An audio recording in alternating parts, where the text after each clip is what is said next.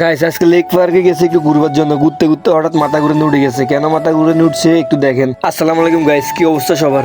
আশা করি সবাই ভালো আছেন। তো সবাইকে জানাই ঈদের শুভেচ্ছা, ঈদ মোবারক। তো ঈদের দিন সকালবেলা নামাজটা পড়ে বাইকটা নিয়ে বের হলাম একটু ঘুরবার জন্য। তো ভিডিওর পাশে থাকবেন, কোথায় যায় আজকে আপনাদেরকে সম্পূর্ণ ভিডিও দেখাবো। তো চলে আসলাম লাকসামের বিখ্যাত একটা জায়গায়, লাকসাম লেক পার্কে। তো লাকসাম দিয়ে এই জায়গাটা এতই বিখ্যাত, এমন কোনো লোক নাই যে এই জায়গাটা চেনে না। তো যাক, আমরা লাকসামে যারা আছি অনেক গর্ব করে বলতে পারবো যে আমাদের লাকসাম ঘোরার মতো একটা জায়গা আছে। তো আপনারা যারা লাকসামের এই জায়গাটাতে এখনো আসেন নাই, তো আপনারা সবাই চলে আসবেন, এসে ঘুরে যাবেন, পরিবার আত্মীয় স্বজন সবাইকে নিয়ে আসবেন। তো আপনাদের সবার দাওয়াত রইলো এই জায়গাটাতে এসে ঘুরে যাবেন। তো অনেক ঘোরাঘুরি করার পরে একটু বাইকে এসে বসলাম।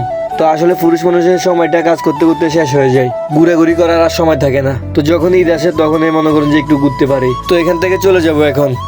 এখানে এত পরিমাণ মানুষ, রাস্তায় অনেক জ্যাম লাগে গেছে। তো দেখেন এখানে যে বাইক যাবে সেই জায়গাটুকু নেই। আর দেখেন ওই ব্যাগ করলে কি করছে, অনেক বড় একটা প্রাইভেট কার ঢুকে দিচ্ছে এখানে, পুরো রাস্তা জ্যাম লাগা রেখেছে। তো এটার পিছনে থাকতে থাকতে দেখেন আমার পুরো অবস্থা খারাপ হয়ে গেছে। তো অনেক কষ্টের পরে এটাকে ওভারটেক করেছি।